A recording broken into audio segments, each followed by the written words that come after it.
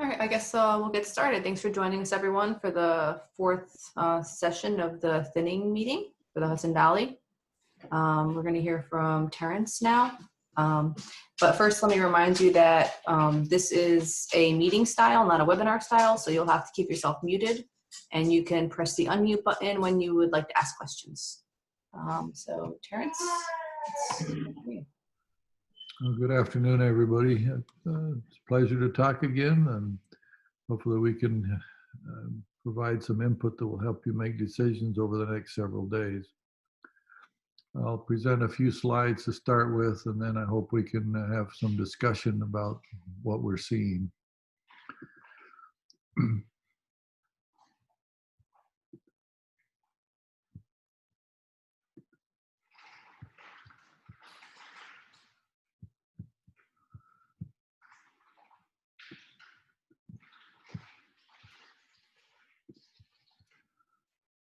I want to start with some data from Don Civic, who measured fruits today and sent me the data. And it was really interesting, but I don't know if it represents everybody's situation. But let me review. There's a trial she's running for us at the Hudson Valley lab with Galas. The measurements were taken June 2nd. Target is 125 fruits. Initial cluster was about 204. Potential fruits is 1,020. Extended petal fall with 7.5 parts of Na and 7. And then the measurements were taken, and it looked like from the graph you see below that thinning spray reduced fruit down from 1,000 to about 400. So we got rid of 600 fruits from that thinning spray and the heat. Then it's thinned again on May 30th, which was Saturday, with 64 ounces of Maxell and 2 pints of 7. And the fruit number that are still growing based upon the measurement today is way down to 160 fruits, very close to the target. So from that data, I conclude it was a near perfect thinning job so far that Donna's achieved. But we still don't know from this one measurement she did today the full effects of the heat and the May 30th spray. So maybe what we're seeing mostly out of that dramatic drop in fruit number is the results of the heat. And we still may have a little more thinning coming from the spray on Saturday, May 30th, even though that went on in much cooler conditions. To fully assess that spray's effect, we have to have a second measurement after that spray, which will be the fourth measurement from the beginning to give us that answer. But that was very, very encouraging to see how well she's achieved the kind of thinning that she needs with those two sprays, and combined with the natural thinning that the heat gave.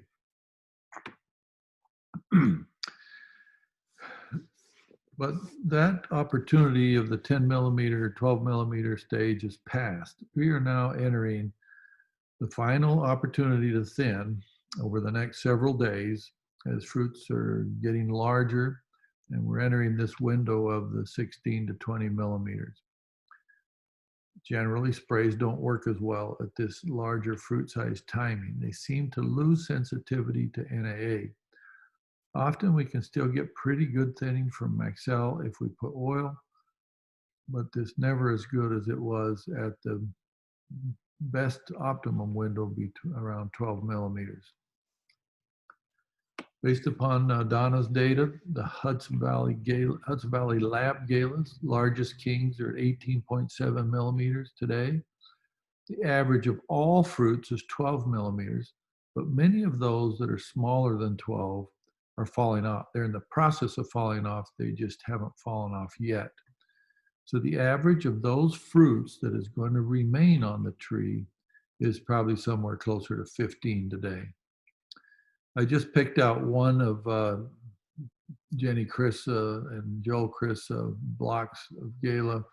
The largest kings in there, somewhere around 17 millimeters, average of 12.4. And it looks like that those measurements were taken on May 31, which was Sunday, and it still did not show the full effects of the heat wave and any thinning done last week. So it'd be really interesting to see what shows up in the next measurement. And I think if we'd have taken another measurement today, maybe the results would be much more like what Donna saw.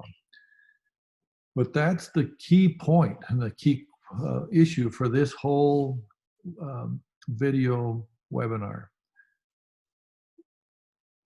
We're going to make decisions in the next couple of days on how much more thinning to do, because we're entering the final window for thinning. But another measurement sometime tomorrow, Thursday, before thinning on Friday, would give you much, much more confidence as to what you're facing. Now, the Milton Gala block still looks like, with a measurement on Sunday, would have 400 fruits and would need like 125. So a lot more extra fruits. But the important point is that some of those, maybe more of those, are falling than what we realize because of the effects of the heat and late thinners last week. But you cannot see it from the one measurement on May 31st. You have to have another one later in the week, which maybe today, tomorrow, the next day. Now, as we look forward, and the carbohydrate balance helps us to look forward, we see that the heat is past, and we have a reasonable day today, fairly dark. That's why we have a deficit of about 9 grams per day. Tomorrow, much warmer, 80 degrees. Nighttime temperatures, relatively warm in the high 50s, but not 60s. The daily deficit of minus 13, and then an 80, but also kind of dark and cloudy. But then we get into these stretch of 5 to 6 days of either high 70s or low 80s, nighttime temperatures around 60, but bright sunshine. Because of that combination of not too hot with bright sunshine, we don't get much deficits coming up. Now that will avoid overthinning, but will require full rates if you still need more thinning as you get to Friday, Saturday, Sunday. Now, if you look at the last column, it shows the degree days. In my earlier presentations, I said we should thin the petal fall between 100 and 125 degree days, the main 12 millimeters between 200 and 250, and the 18 millimeter spray between 300 and 350. So that 300 will hit tomorrow, and then we'll get past that 350 level on the 5th. You know, the 6th is basically almost the same. So we're just entering the window for 18 millimeter sprays, and we'll be in that window with what looks like relatively mild temperatures, mild deficits or no deficit, no big stress events on the tree. And so we can probably thin with confidence so we won't over thin. In addition, since we're way beyond the 250 degree days, the effectiveness of the thinners does drop off as we get further development. I want to review what are your options in terms of chemicals. We've tried all of these and many others, but the one that's worked the best at this larger fruit size is Maxell 7 and oil. Now, Maxell has some surfactant in it, and 7XLR has surfactant in it, but the addition of oil seems to be the key to get fruit thinning when fruit size is larger, when the kings and big laterals are larger than 15 millimeters, which they obviously are based on the data I showed a minute ago. We've tried NAN7 with oil and lots of different things, but it hasn't worked as well. And part of that is it's well known that plant sensitivity to NAA drops off quite dramatically when they're larger than 15 millimeters. That's why we can come back and start spraying NAA for repeat bloom and not get any negative effects from it. In fact, some people out west have sprayed massive doses of NAA for repeat bloom with no thinning. the tree just becomes insensitive to it.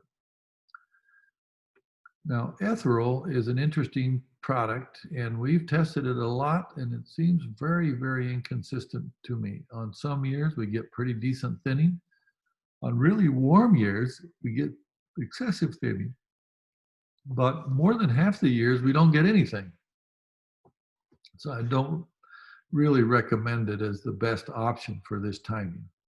Go with Max L7 and oil where you need thinning.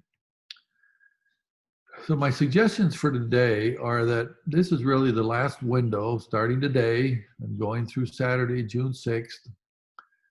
Today, we're right at 300-degree days, and we'll be at 350 by Friday, but Saturday is still a good day. All of those days seem to have good daytime temperatures, moderately high nighttime temperatures, but no big carbohydrate deficits to help with your thinning. Thus, if you take your fruit measurements and tomorrow and it looks like you still need substantial thinning, you're going to need a full dose. And I just want to review what I mean by a full dose. Every year I try to go through this tree row volume stuff, but real quickly, just I've written it here in plain English. I think a full dose is 64 ounces of Maxell per 100 gallons dilute tree row volume equivalent, and 1 pint of 7 per 100 gallons dilute tree row volume, and 1 pint of oil per 100 gallons, but not adjusted for tree row volume. So what would that mean for a mature tall spindle? I can't remember in which of these webinars I've mentioned this because I've been giving so many, but a mature tall spindle that's either 3 by 12 or 3 by 11, if it's not hedged, generally measures out about 200 gallons for the dilute spray. So the rates that I give are per 100 gallons. So when you need 200 gallons, you double them. That means a full gallon of Maxell. Now, this is a little controversial, but I'll explain it. I concentrate to 7, 2 pints of 7. But the oil we don't concentrate. It's just 1 pint per acre. And so it's a little odd, but we concentrate the chemicals that we use for thinning, but not the oil. Now, in the past, I've many times have said, the second pint of 7 doesn't do you much good unless you get re-wetting. But since it's not a great deficit period and we're late, I think the 2 pints of 7 would be helpful, and assuming you do get a little bit of re-wetting over the next several days. Now, if you don't like that recommendation of Maxell, 7, and oil across probably every variety that needs substantial thinning, you can go with NA and 7 and oil, and it will probably do a fairly decent job, but not outstanding. Now, I would add that we are working on 2 new chemicals, one for Valent and one for Adama, that are designed to thin at this stage. One is ACC and the other is metametron. And in a couple of years, we think we'll probably get both of those registered, and then you'll have more options for chemicals to spray at this late timing. So those are my suggestions for today. I'll summarize just briefly before I take questions. We did have a thinning event in the heat. The impact of that, I think I see in Donna's data, but I don't see it yet in any of the other data that people have shared with me from the Hudson Valley, because they generally were taking those measurements too soon after that heat to see it. We need a second measurement after the heat, today, tomorrow, Thursday, Friday even, to really see the full impact of both that heat and any sprays that went on last week. I know that the carbohydrate or the fruit growth rate model is a pain in the neck and might seem to some to be a lot of effort. But let me tell you, if it comes down to Friday, spray time, and you have a much better data in front of you telling you where you are, you'll have much better decisions. If you're flying blind, for example, a measurement you took on May 31st, Sunday, might show you still have 400 fruits and you need to be down to 125, and you thin with that in mind, it may not be true, because there might be many more fruits starting to fall off this week as a consequence of the heat. So even though some of you put in substantial effort on measuring fruits, don't get discouraged. It's an extremely valuable tool in helping us understand. Now, I want to end my comments with just a comment about what I think is unneeded controversy about which model to use. Originally, a spreadsheet was developed by Phil Schwalier. I've used it for years, but I don't trust anybody else in the entire world to use it properly except myself. It's very easy to have errors creep in, and then the results are completely skewed. So unless I review the data, I worry that sometimes you see something in the data that is a consequence of an error. For example, one fruit miscoded that gives an extremely large growth rate will skew the average of the fastest growing fruit so much that the model tells you that you've accomplished all your thinning, when in reality, you're not even close. I've developed a system to pick up all those errors with what I do. And that's why I've always said, send me your data, I'll review it. This fellow from Ontario, Ferry, developed a model. It's a pretty decent one. I don't use it. But we developed primarily Pollyanna and Jaume while I was gone, and then we've improved it last year. I've developed the online phone app version, MaluSim, or you can access it on your computer. That version takes care of many of the problems that I continue to see in grower submitted data. And it does sort the data from each measurement for the largest fruit in each cluster to the smallest. So we match up largest to largest automatically.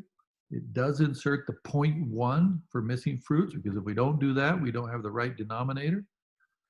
So it introduces a small error in what it says is the average fruit size early on, but that's not important. That's not what we're asking. We're asking how many fruits are falling off. And if you don't have that 0.1 in there, you get the wrong answer. And that's what often would happen with a Phil Schwalier spreadsheet model. So just trust me a little bit. Forget every other version of this thing and just use the MaluSim. It'll give you the right answer. Now, there's still possibility for errors to be put in. For example, you measure an extra fruit in a cluster that this time that didn't exist last time.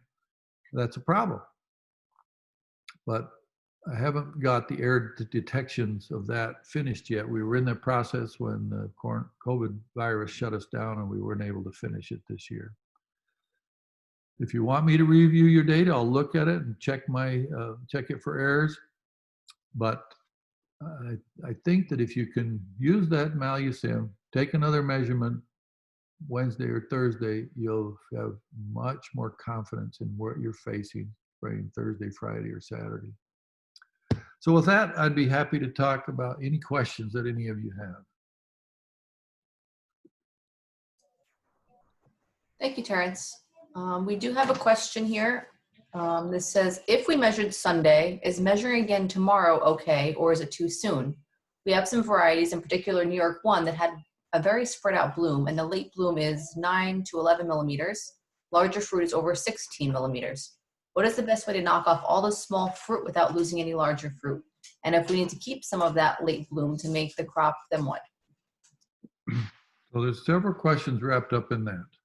Number one, if you measured on Sunday, tomorrow, Wednesday would be the earliest, but it's acceptable.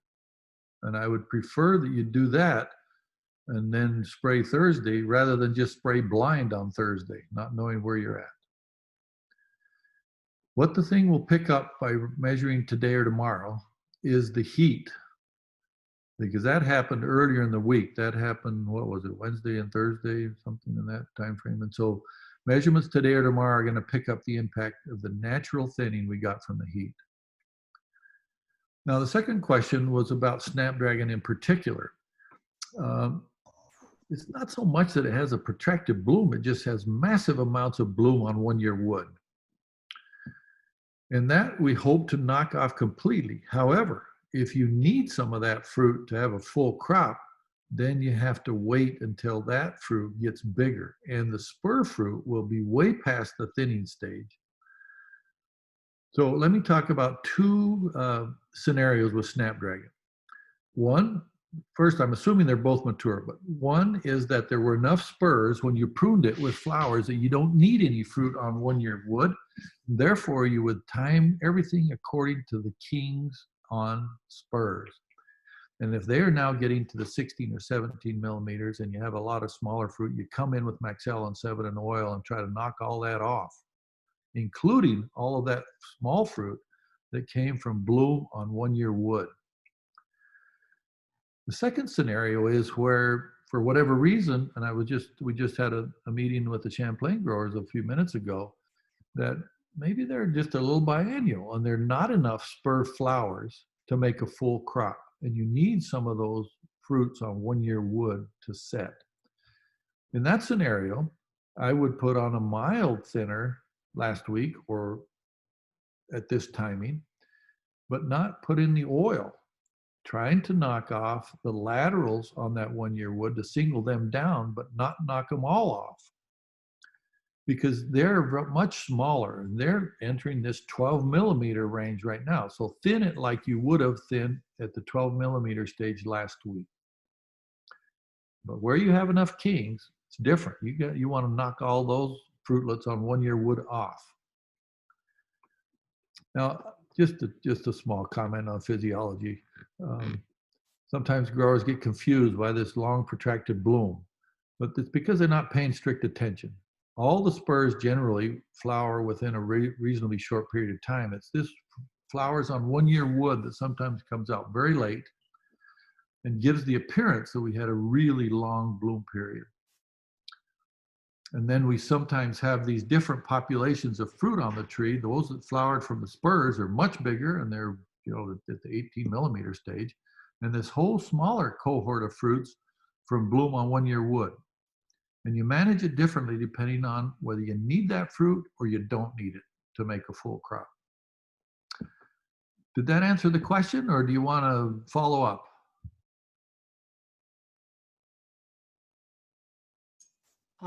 Joel, do you have any input? Hi, Terence. It's Jenny. Can you hear me? Yes. So if we sprayed on Friday, Saturday, will that be picked up in tomorrow's measurement or just the heat wave? No, absolutely. You'll pick it up. Now, I did pick up already, Donna, I already forgot. She sprayed Friday, didn't she? No, she sprayed Saturday. So her measurements today already picked up substantial thinning. I don't know for sure, but I'm guessing a big chunk of that was the heat, but some of it was the thinning spray that went on Saturday. So if you measure tomorrow, you'll pick that up. And I made this comment in an earlier meeting today. If you're faced with the dilemma of waiting the full 8 days and then spraying, but now you're too far out the window on timing and you don't get any response, I much prefer you to measure early and at least get a feel for where you are to help guide your decisions. So if you need to spray Thursday or Friday or Saturday, measure tomorrow. And I'd be happy to look at the data, but I'm sure it'll give us much more confidence kind of where we're at. The measurements from Sunday don't tell me very much. They tell me there's a lot of fruit still growing, but that was based on really their growth rate before Sunday. So do you think that the results showing in Malusim right now are correct? Absolutely. So I've been following some emails where people are trying to compare models. I'm trying to tell you, stop. Don't do that anymore. The other models, I bet you I'll find an error in one of their predictions. Just use the Malusim, it's the most correct. Now, it can have an error if you forget to measure a fruit once, and then you come back and remeasure that or enter that fruit when it didn't exist the time before. That's the error detection we're trying to build into the model, which I didn't get done this year. And that's what I look at when I would review your data. So we should put the 0.1s in. That was from the first measurement where there's a missing fruitlet. But on following measurements, should it be blank or 0.1 if there's missing fruit? Blank. Oh, blank. Well, that's a good point. Jenny and I have been corresponding about this point one. If you have, well, what we're basically doing is we're saying these 15 clusters that we're measuring represent all 200 clusters, because lots of these have 200 clusters, but 15 representing all 200. Well, what are all 200 like? In general, when we measure clusters in New York, they generally have 5.1 flowers. A few have 6, most have 5. So it's about 5.1. Interestingly, in Chile, where we did this, they almost all have 6. So when you measure a cluster and it has 6 fruits in it, you can't use the 6th fruit, because that will tend to make that cluster try to represent all the others that just have 5. Well, whenever there's a 6th fruit in a cluster, don't measure, pinch it off. You're just reporting 5, because these 15 spurs you're measuring have to represent all of the other 185 spurs. Now, if they don't have 5 fruits in them, because one already fell off, and you just enter 4 numbers, the model mathematically just calculates that they all had 4 fruits. And that's wrong. We have to have a number in there to get the right total number of flowers on those 200 spurs. So let's just use an easy example. 200 clusters, they all should have 5, that's 1,000 fruits. But when you measure, you only put in 4 fruits on every one, because one was already gone. It's going to think there was only 800 fruits to start with instead of 1,000. And so it's going to make you think your thinning job is done before it's done. So our solution was to put a 0.1, a very small number, on missing fruits, just so that the model would say there's 1,000 fruits that we start with, and always use that 1,000 denominator to correctly calculate. So the MaluSim model will put in that 0.1 for you without you putting it in on the first measurement. It does not, and you do not need to put in 0.1 on any other measurements.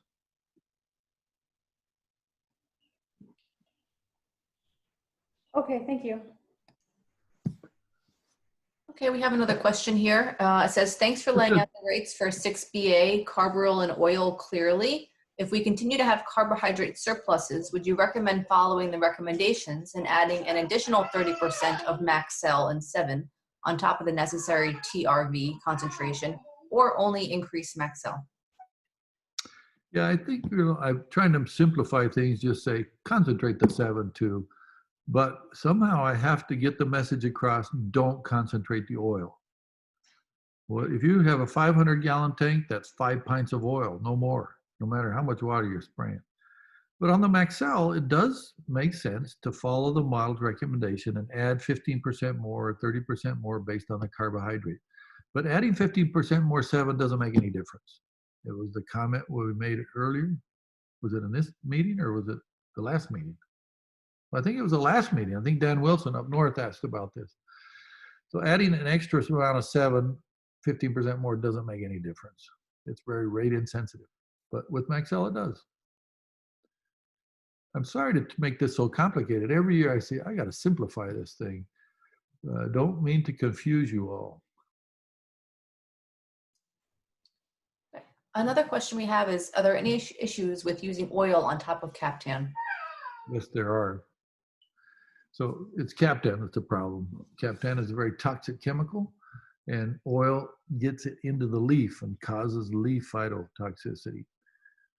So over the years, this is always something we talk about, and sometimes I forget to mention it. But if you're going to go to this rescue treatment and add oil, leave Captan out of your program for at least 7 days after. That's fine with me. I think sometimes Dave has said 10 days, but 7 days. And if possible, don't put Captan in for the 7 days before the spray. Now, think about it this way. The Captan you spray before your Maxell 7 and oil spray is on the leaf, and it degrades over time and with rainfall. So maybe you put Captan on Monday, and then you got a lot of rain, and there's not much left, and then you spray Maxell and 7 and oil tomorrow. There's no negative impact of that. It's almost all gone. But if you sprayed Captan yesterday and it's all still sitting on the leaf, the oil you spray today will take it into the plant. So you just have to think that through. the oil hangs around, and so Captain you spray after, it gets taken in too much. Now, 7 days is just a number out of the air. It all depends on how much rain you get to wash Captain off, or rain you get to wash oil off, how much is hanging around when the two finally meet up on the leaf surface. But having oil and Captain on the leaf surface together means too much damage. Okay. Well, next question, will laterals greater than 15 millimeters on Red still thin? So I assume you mean the laterals within a spur cluster. Yes, if the kings are 18 millimeters and the laterals are 15, and we come back in with some Maxell and 7 or some NA and 7, because on Red in particular, not many people in Eastern New York ask about Reds, but on that one I tend to prefer NA and 7. We still can thin some of those laterals that are already 15. I assume you're not talking about lateral bloom on 1 year wood, because that we can thin off pretty easily. But generally, those fruits on lateral wood of 1 year, lateral bloom of 1 year wood would be down in the 12 millimeters when the kings are 18. Okay. The next question is a recommendation for hard cider varieties that are just now entering the 10 to 12 millimeter range. So in a way, you're facing a pretty good situation with those because the heat's passed and we're not looking at over thinning. In a way, it's a little bit like what happened in the Champlain. The Champlain got into the 90s, but they were at petal fall. And so they were spraying their petal fall sprays.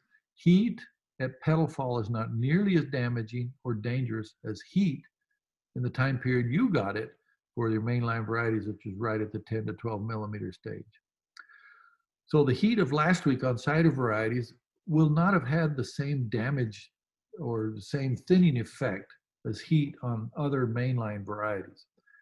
But you're in a pretty good situation because you've got really kind of beautiful weather moving forward. And so you'd put on a substantial amount of thinner, NA and 7 or Maxell and 7 without the oil. Today, tomorrow, Thursday, Friday, Saturday, any of those times. Okay, that wraps it up for the questions we've received so far. Does anyone else want to unmute themselves and ask a question?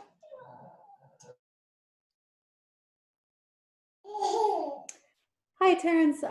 Yes. I don't think I missed this answer. Maybe I did, but the Maxell 86 days to harvest is becoming really problematic for us. And we don't really understand why it's so long, but we can't really use it on Galas anymore. Yeah, I hadn't done that calculation on days to harvest. So you think you're already within 86 days of harvest? Yeah, we're getting really close. Actually, last week we already couldn't use it on wildfire Galas, I believe. Yeah, the early Galas maybe, but I think you're still okay on regular Galas, and just put the expected harvest day 87 days out.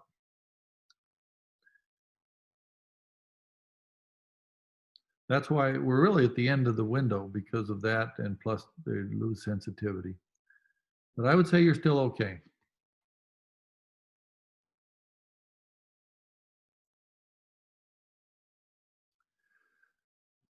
Dan, anything you want to add?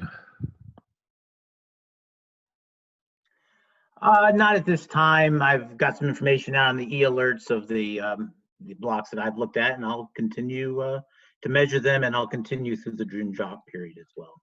Just tell us, I read that e-alert on the blocks you looked at. Just summarize it real quick. Sure. I think in the numbers that I'm looking at, I think the heat did have a significant impact. It looked to me like the petal fall thinners that went on these 3 blocks, which were Pink Lady and Gala in Milton, and then Honey Crisp up in Malaysia, were very effective, almost too effective. And I think the difference is the heat that we had and the carb deficit. So I think it definitely was a factor in there. So also the fruit has seeds. What looks like it's set is well set. So I think we have the potential for a really decent crop in a lot of blocks. And then also the Honeycrisp is split into precision pruning versus standard grower pruning, as you recommend, and you can clearly see how it makes a difference. That if you start with just too many flower buds, it becomes very, very difficult to thin the crop down. And that was a frost situation. So even at the 1.8 ratio, there were still plenty of flowers to set a full crop. So that was good news. So I read your comments, but I wanted you to repeat them because I thought they were really positive. That it looks to you, and I hope that everybody agrees, that we still got an excellent crop in the Hudson Valley despite all those frosts. In some cases, we got way too many fruits, but I think we have one last opportunity to thin. Hopefully, if you take measurements today or tomorrow, we'll see more clearly the impact of the heat and any petal fall sprays, and maybe it won't look so bad. But even if it does still look like there's way too many fruits, we have an excellent opportunity coming up here today, tomorrow, the next day, or the day after to thin again.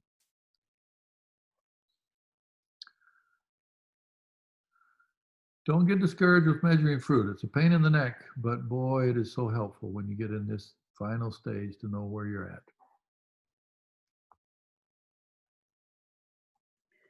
Okay, very good. I'd also like to do a shout out to Owesco, who has been a continuous sponsor for our program. This is going to be our final Zoom. We planned for 3, we ended up doing 5. Big thank you to Terence for putting in the extra effort to help us out. And he's been on a lot of Zooms around the state. So we really appreciate that. If there's no more questions, then Sarah, why don't you sign us off? All right, thank you. Thanks for joining us, everyone.